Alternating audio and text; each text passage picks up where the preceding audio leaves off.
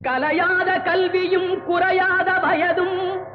ஓர் கபடு வாராத நட்பும் கன்றாத வளமையும் குன்றாத இளமையும் கழுபிணியிலாத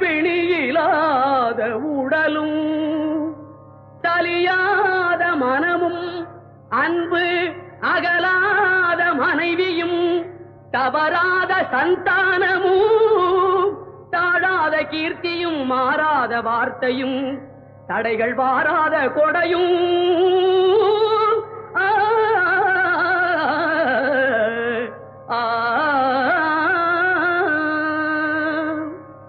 தொலையாத நிதியமும்